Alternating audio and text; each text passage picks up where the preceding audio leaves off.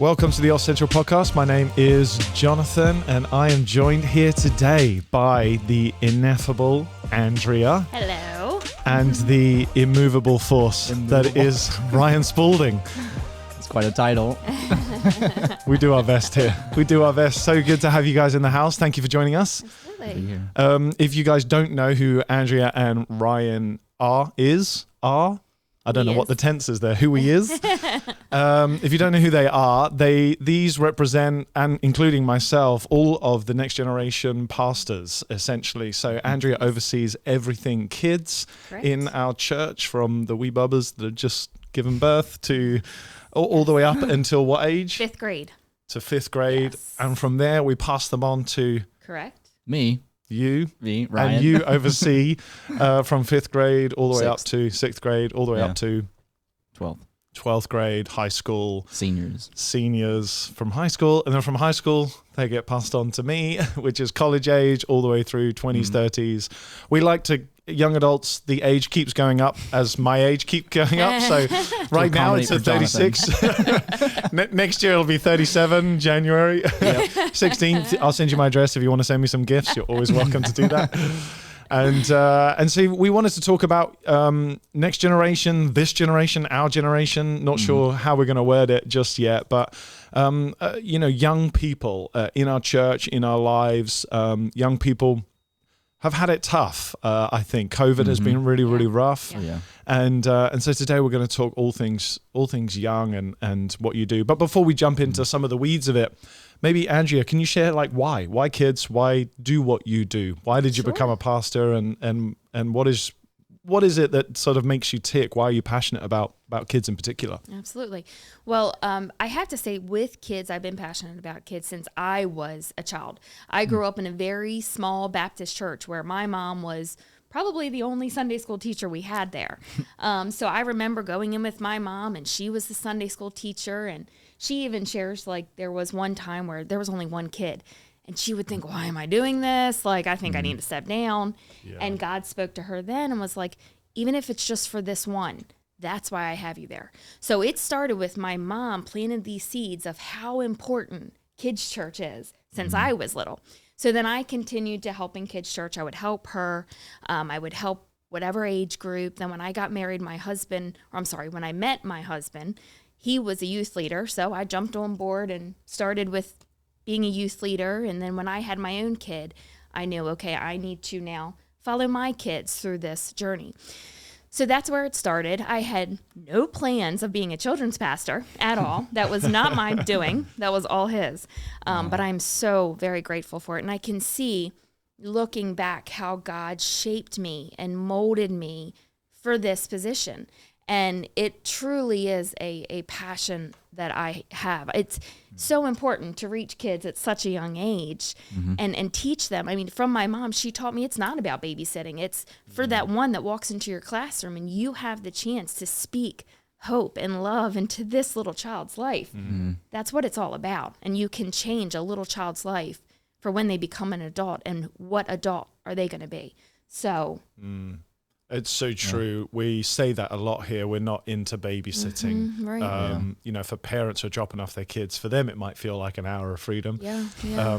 But for us, it's about pouring something into their lives. And I've always said, I don't know, growing up, I hardly remember anything any of my pastors taught me, but I do remember the relationship. Yep. I remember that they were there. I remember they cared. I remember their names, and that's incredibly important, but especially in today's culture where we're so disconnected relationally from people. So that's awesome. What about you, Ryan? Why young people?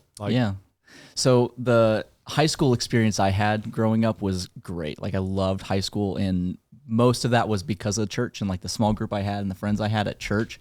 And so I just had a great time in high school. And so kind of into high school, kind of late, maybe 11th grade, 12th grade, somewhere in there, I started thinking ministry would be great, and kind of had the desire to go into ministry, and kind of had that even all the way through middle school a little bit. But it was really in high school that I was doing ministry, that's totally what I want to do. And so I went to Bible college, and it was in Bible college that I was like, youth ministry is totally the one space I want to do, specifically for high school kids, because like I just had a great experience, and I want to help other high school kids have that great experience, because I find so often they don't have a great experience in high school, and it's so defined by all the struggle and the trial and the difficulty. But if I can create some environment where a kid actually is like, oh, I look forward to going to that, I feel like I've done I've done most of what I can do in a sense. And so I just want to help those high school kids, middle school kids have that great experience. So look back on high school, not with regret, but with like, oh, that was actually a really cool time in my life because of the people I knew and because of the friends I had and the experience I had specifically with church. Yeah. Yeah. It's such a key, those ages, they're very formative, aren't they? Oh yeah. We all know you form a lot about your beliefs from quite an early age. Your brain is being formed, and so your convictions, and so having great influences, people who you can actually look up to and model your life after, which there are very few of nowadays. Yeah. Especially on TikTok, there's lots of influencers, lots of people chasing for kids' attentions nowadays, which kind of segues quite neatly into, I guess, maybe the first question or talking point or the main discussion point is talking about maybe some of the challenges that this younger generation are facing and will face that are different from even what I faced or Andrea or older generations. I won't include you. You're still a young buck. I am. He's the baby here in the staff. I used to be the baby when I joined staff 4 years ago. No longer. I'm the little guy. Yeah, exactly. But so when I was growing up, I remember phones and texting being a big thing in high school. I was 14, 15, I think, when I got my first Nokia, whatever phone, and you still had to pay for texts back then. Per text. You remember that? You don't know what I'm talking about. I do. I promise you I do. I 100% know that. I do. I had the pagers in high school where you try to write hello with numbers. That's before me, but I totally had to pay for text. The calculator upside down. Yeah. Do you know what a calculator is? Yes, I know what a calculator is. That's good. Is that app on your phone? Yeah, exactly. But it was just technology was coming in that this younger generation, they're called digital natives because they've been absorbed into it. I didn't grow up as a kid. I was still riding bikes, and not that they don't ride bikes, but it was, figure out what you want to do with your boredom. You know what I mean? But we grew up with technology slightly later in life. And I think, and this is a good maybe starting point for our conversation, like technology probably, from my perspective as an old person, as a middle-aged person, somebody yelled out in church, "You're middle-aged." I'm still talking about that. Still not getting over that. Still not getting over it. As a middle-aged person, I think technology is definitely something we can talk about, and maybe you want to sort of expand a bit more on that. Or are you seeing other challenges or knock-on effects of technology, when you're there working with kids? Like, what are you seeing that you're like, man, I never had to deal with this when I was growing up? With my age, we don't really, so I'm with the babies through the 5th grade. We don't have it as an issue, I guess. Not an issue, but they don't usually have phones. Maybe you're preteens. They're starting with the phones. So it's kind of learning, okay, what are my boundaries and responsibilities with technology? But what about parents giving them iPads and they're playing games all day? Yes, technology is still a big part of their world, true, even if they don't. iPads. Right. What I can say is here, at least at Central, we're taking what they want, that technology, and turning it to, so when they come into church, we have a video. Now, it used to be the puppet shows. It used to be the felt boards. Do you know the felt boards? Oh, golly. I don't want to answer that question because flannel graph. Yes. People listening are going to be like, is this dude 14 years old? Or like, how old is this kid? Or maybe I shouldn't say, because now I'm aging myself. But so it's kind of like you have to turn away from the old and reach the kids where they are. So with technology, I can see how it's hard. I mean, I used to be the person that says, I'm never going to give my kid an iPad when we go out to eat. And sure enough, my 2-year-old needs an iPad to sit still at dinner. Yeah. So, right. But that's hard, isn't it? I think a lot of parents feel guilt. I'm not a parent, so I don't know. But I know a lot of them feel guilty. They have the best intentions, but it's like it's so easy to go. Yes, give me 10 minutes to myself. Here's an iPad. And when they're this young, we have control over it. So I'm going to make sure the apps that are on my kids' iPad and phone, that they have the kids' Bible app on their phone. There's a little game that they can play that teaches them about the Bible. So good. I think at this age, we still need to have control over our kids' technology, what they're looking at, what apps they're using, and just guiding them and leading them that this is what, I mean, even when it comes to music, that's a hard topic in our household because wherever you go, you're going to hear secular music. So my daughter, Mom, can we put on this song? How do you know that song? Oh, I heard it in the store the other day. So it's just, I have the little bit of time that I have over a person, because it's a human, the little bit of time I have over this human's life, I want to make sure I am planting the seeds that I want them to remember. So if it comes to music, Layla, we're going to actually listen to something else right now. Let's put on Maverick City. That's a neat, fun, upbeat, and just trying to constantly influence them for good. Yeah. Yeah, especially like with phones and teenagers. Something I get really passionate about is, so I'm in those like couple youth pastor Facebook groups and stuff, and every so often somebody will ask the question of like, how do I deal with phones and service and stuff? And some people are like, oh, I have a phone jail, and they like take their phones from them. And I just think like, what a wasted opportunity, because probably one of the most powerful tools we have been given as in humanity is the smartphone. Like, like the fun statistic that people love to point out is like my Apple Watch has more computing power than what got us to the moon, and then our phone is like 100 times more powerful than that. And like we have one of the most powerful tools in human history, the phones. And for us in church to take that away and to say, no, phone is bad, is kind of in a way to say your phone isn't good to help you strengthen your relationship with God.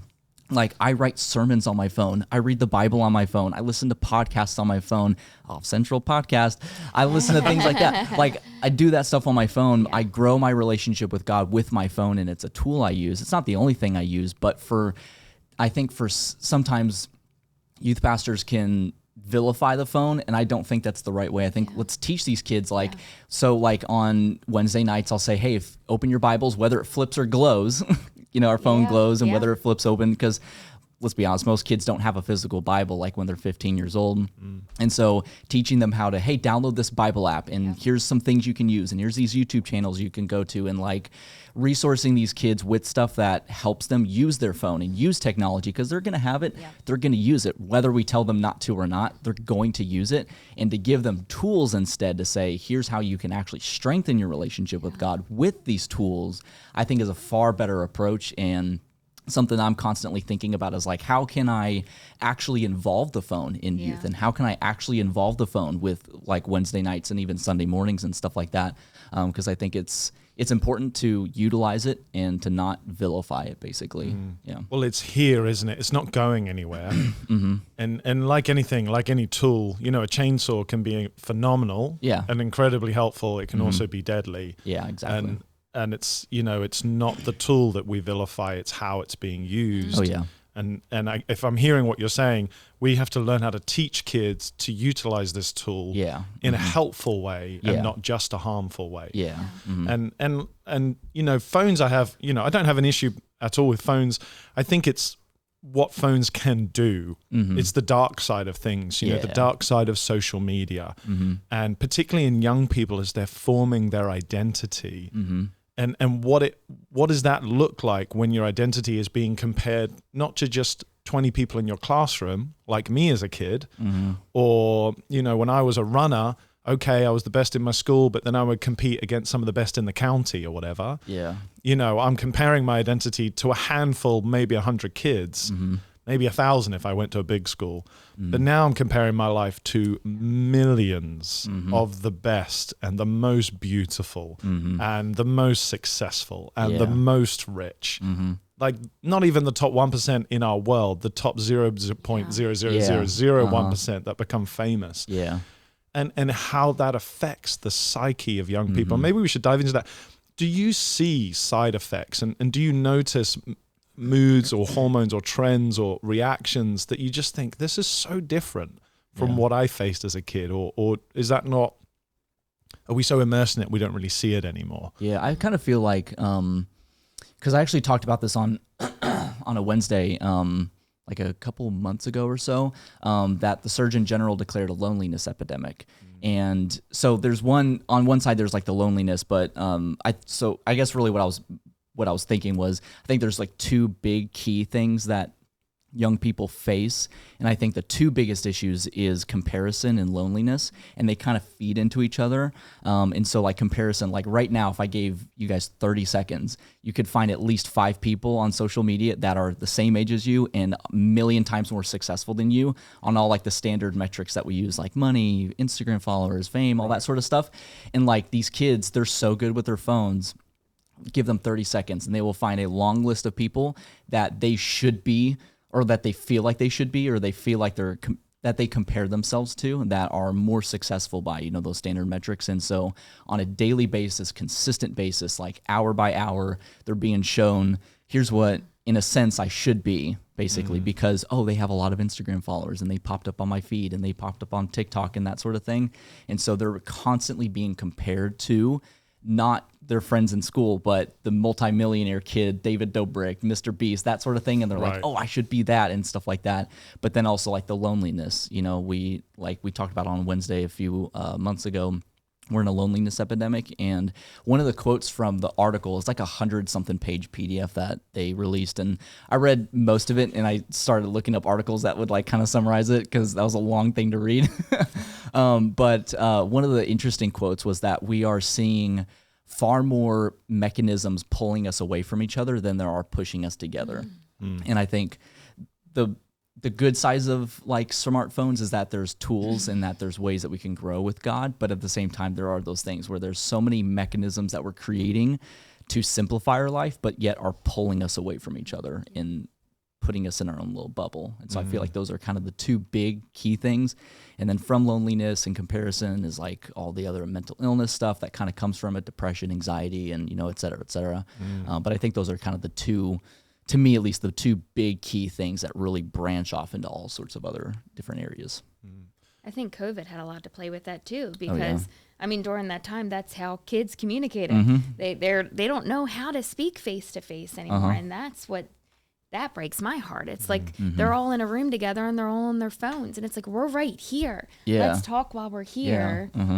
Did you notice that coming out of COVID, specifically with kids, that they struggled more because kids are quite, people say kids just bounce back, they break a bone, it's healed in 2 weeks, and you know what I mean? Kids are quite malleable and flexible that way. But have you noticed like lasting effects in kids in the way that they socialize? Yes, absolutely. And it's sad because in the elementary age, that's where you learn communication. That's where you learn how to interact with others. And now they learned how to sit on a computer and how do I do virtual schooling. And you can't have a conversation through virtual Zoom while 50 other students are on the same Zoom with you. And I see where from that, it's like we are teaching them now at an older age, how do you communicate with each other? How do you really have a conversation? And it's neat because when we go to camp, when we go to summer camp, it's no phones. And at first they're like, what do I do? I don't know what to do with myself. My world is breaking. Exactly. Yes. How do I communicate? How do I do this? And it's watching them awkwardly. Okay, we're going to come together. But by the end of the week, they have their hands on each other and praying for one another. And it's like, this is what it's about. Right. So. There's a creator of a phone called the Light Phone, which is a phone that's just stripped back. There's no social media, no camera, et cetera, et cetera. But one of the creators of the phone, he experienced the same thing. He was a school teacher, went away on camp, and they said no phones. He said the reaction from every single kid was like one of a heroin addict. Yeah. You can't take that from me. I can't live without this. People are so addicted to these devices. Okay, enough about phones, because we could deep dive into that all day. And I think that's so saturated online with what you can find about that. I think we all know the dangers and the benefits of phones. Maybe let's talk about the positive side of just young people. when I was doing my master's degree, I did a whole dissertation on generations, but I kind of went down to my generation, millennials, and I never went to Gen Z. Mm-hmm. And one of my defenses was of some of the great and strengths of millennials that doesn't often get talked about. Usually it's we're entitled or lazy workers or job hoppers or all the negative things get thrown at millennials, but we're also better team workers than generations gone past. We're more open to working with diversity of ideas and people groups than people in the past. And so some wonderful strengths to my generation. What are you seeing early stages with young people of like, wow, you have one up here on generations past? What are they better at than what I can do or what you can do? Yeah. What I'm seeing is, I think with the younger generation, you hear a lot about bullying, right? Oh. So people start thinking, oh, little kids are mean. Don't get me wrong. They can be mean. They don't have a filter, but they're not. Most of the time, they're not being mean to be mean. It's like, oh, Miss Andy, you did your hair different today. You shouldn't do that. And I love it. I'm like, it's a different you know motive, what? isn't it? Yeah. I'll take that. That's funny. But you hear bullying, and I think the younger kids, people start thinking, oh, kids are so mean. They're not. What I'm seeing in this generation, they are more compassionate than I even realized. Seeing when one is hurting, and it might be because of all of the education on bullying, that this generation is now looking for the one that's hurting and saying, how can I help this child that's hurting? And that's what I'm seeing. When someone is upset, it's, we're going to come around this child and we're going to show compassion on this child. So I think this younger age they're very compassionate for one another. I'm going to go back to kids camp because, like you, we love camp. You've got to love camp if you work with kids. Best, right? It is. But seeing their hearts for one another and seeing them praying for one another, or the real quick story, there was a zip line at kids camp, and my kid was nervous about it, and she got upset that she couldn't face her fear and go zip lining. Well, then another little girl went to try to go zip lining and did the same thing and started crying. Right away, I watched as my daughter goes over to the little girl and, oh, it's okay. I couldn't do it either. Like, let's stand here and let's take pictures together. But that's just one little story of how I'm seeing, oh, someone's hurting, let's go help. So yeah, that's beautiful. Like a high level of compassion coming out. And I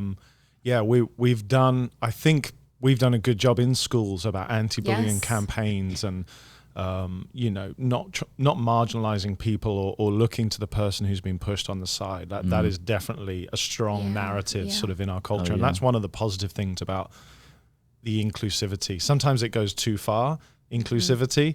I think, and maybe we could unpack that some more, but one of the benefits of it is it's like, no, we want everyone to be involved. That's awesome. Yeah. I feel like for like the older middle school, high school, I feel like, man, they're so creative. Man, young people are so creative. I think I don't forget who released the statistic, but they were saying like Gen Z is one of the most entrepreneurial generations in history or something like that. Wow. And I'm like, honestly, I think that's totally true. Like, just from my experience with kids, they're just so creative and they want to share ideas. And I think one of the cool things, so like, not to get back onto phones, but like kids are so used to, like, you think about every social media platform, like YouTube, Instagram. Well, they don't really use Facebook really as much anymore. But like those platforms, like kids are so used to, they intake information and then they publish their opinions about it. So like Instagram, you see a post and one of their first thoughts is like, oh, I'm going to comment. So I'm going to input my own thing into it. And I think Gen Z, even into Gen Alpha, because like Gen Z ends, so like I'm at the very top of Gen Z. I was born in 96, so I'm like right at that cusp of millennial, Gen Z, give or take. And then Gen Z ends right at our 8th graders right now. So the 7th graders that are moving into 7th grade right now is of 2023. That's the top of Gen Alpha. But they're just so creative and they're so willing to create new ideas and to explore new things. And I think sometimes people look at their willingness to detach from traditions in a sense is bad in some ways it totally can be, but I think that's sometimes can be one of their strengths, is that they're not so bent on, okay, how it's been done, it has to be done that same way. They're so willing to, no, let's find a new creative way. Let's find a way that is based on evidence. Let's find a thing that's based on research, and they're creative. And it was actually really cool. So there's one of our students, somehow we got in a conversation on a Sunday morning, and she showed me this 3D render that she made. It was probably on her computer, but I don't know. She might have made it on her phone, but it was like this 3D render on her phone. And I'm like, literally, I'm thinking in the back of my head, like, dang, that's so cool. Like, I would have never thought to make a 3D render of a thing. And I forgot what it was exactly. And so we had this conversation about it, and then like graphic design a little bit, because I'm like, hey, if you're good at 3D rendering and doing that sort of stuff, then do you want to make graphics and stuff like that? Because like kids want to create content.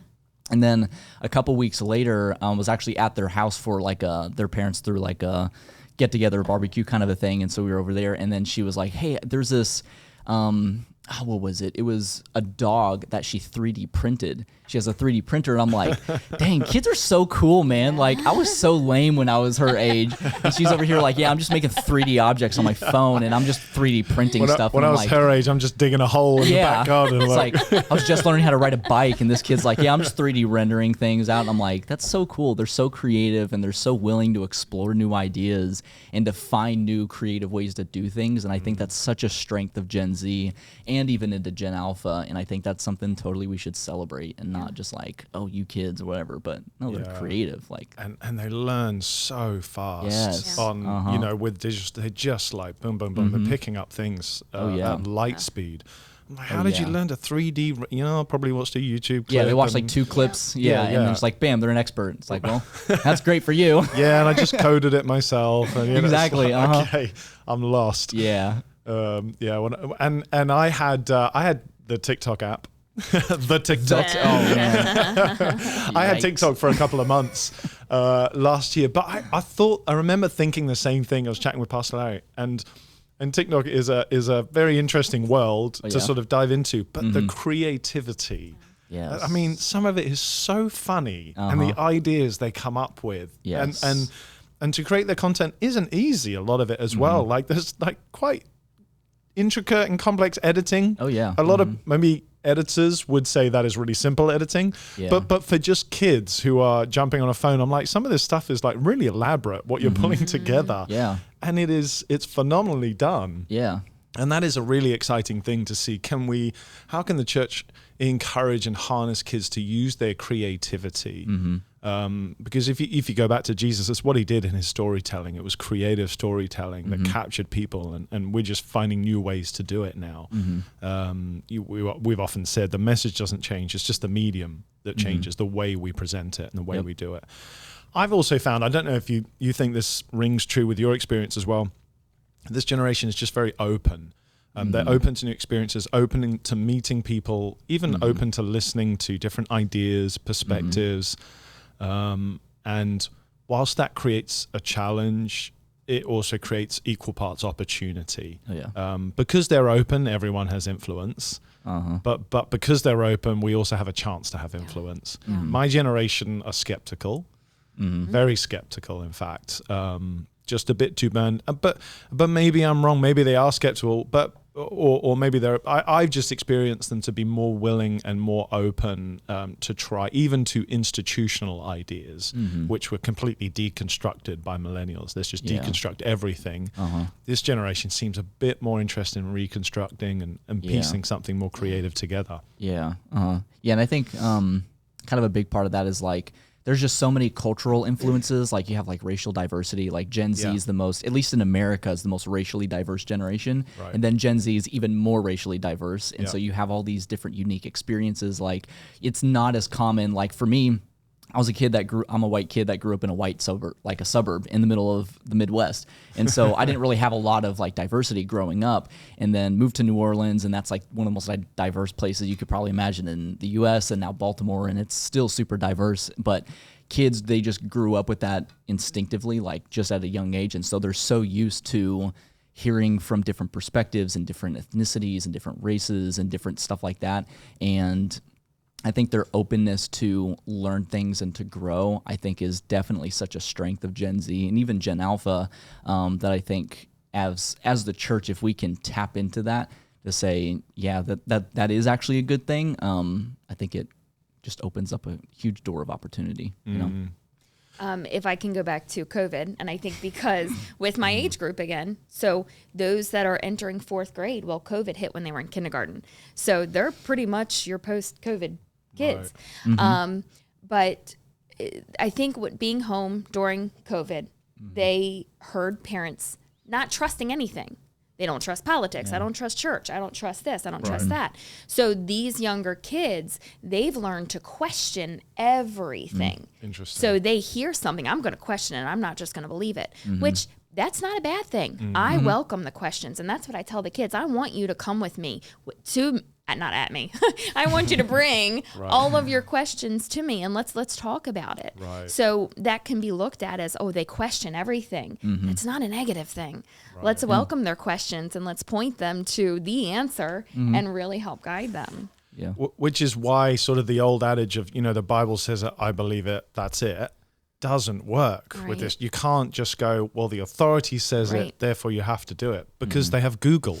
Yeah. And they can Google, give me 20 inconsistencies in scripture, or give me 5 disagreements between, or whatever it is. Yeah. And so they're far more inquisitive and they have access to all of this information. Yeah. And it's not just believing because my parents do anymore, because, my parents believe this. Well, let me research and let me look and see what my parents believe to see if I should believe this too. Yeah. So it's really, they're starting their own faith that's separate from their parents.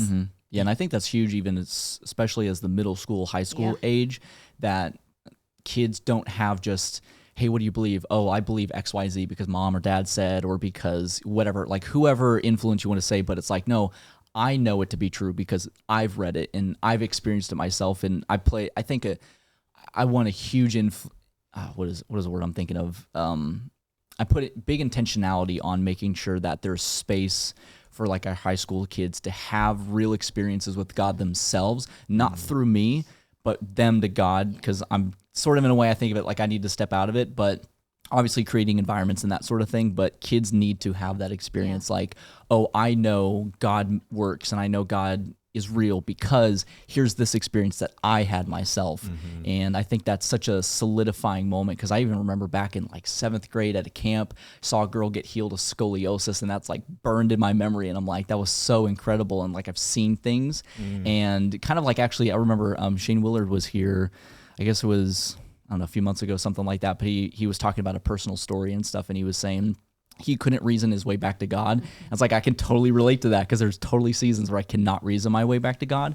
But he's like, I've seen too much not to believe, kind of a thing. Like I've just seen way too much. And I'm like, if we can, middle school, high school, if we can start to build those moments of kids, that's why like summer camp for me, it's such a big deal, because there's just so many moments where God really does something uniquely in their lives, specifically, individually, that they just go back, and as they get older, they're like, oh, I had that one experience at camp, so I know for a fact this thing is real. Because it was my experience, not just, oh, my mom said or my dad said, or kind of a thing like that. Yeah, putting an emphasis on experience is powerful. I think I said a little while ago, if you only intellectualize God, he'll never be bigger than your intellect. But nobody can argue with your experience. If you say, no, I saw. Yeah. It doesn't matter what you read on Google. Yeah. No, I experienced that. There is no arguing between that. We're quickly running out of time. Man, that went by really quickly. So let's finish on just a couple of thoughts. Like, what would you love to see? How would you love to see the church help young people? Like, if you could just give a message to the church and say, hey, look, church, help me do this. In my ministry, this is what I'm trying to build. Parents, church, what is it? How can we shift emphasis, or how can we give space for young people? What is maybe sort of one tidbit or one thing each that you would say to the church, just as a challenge or as an encouragement, keep doing this because it's working? I guess I would say don't shut them out. I think a lot of times, and I mean, go back to Jesus's day when the little children wanted to come see Jesus, and the disciples were like, no, he doesn't have time for you. We still see that today, where adults are like, oh, no, they got to go to kids' church, which, yes, I want them in kids' church, don't get me wrong. but we shouldn't push them away. They have ideas. They are creative. Let's hear their ideas. They want to feel like they belong, that this is their church. And that's what I tell them. When we're up in kids' church, they sign up for where they're serving because that's their church. So I want them running the computer. I want them leading worship. I want them being up there praying. And so it's just giving them that space to, I'm important. I might only be a second grader, but I'm important because I belong to God. Yeah. So I think it's just, making that them feel important. One thing I try to do is know their name. Simple as that. You know a child's name, they feel important. Yeah. Oh, Miss Andy knows who I am. Yep. Parents, I might not know your name, but I'm going to know your child's name because I want them to feel like I belong here. This is a place for me. This is a place where I can serve myself. That's good. Yeah. Yeah. I feel like for me, think it's kind of two things, but I think for one, obviously from older generations to younger, we need support. And I think sometimes people initially think of like, money, but more is just, we need like, for instance, to I guess for the older generation to realize that the middle school, high school, even kids, they're not the future of the church. They are the church right now, and to support them. But I think one of the big things too is we need their wisdom. Yes. We need the older generation's wisdom. Like our high school kids, they need your wisdom. When you're 40, 50 plus, whatever, we need your wisdom because there are just some things as a young person we just don't have the vantage point.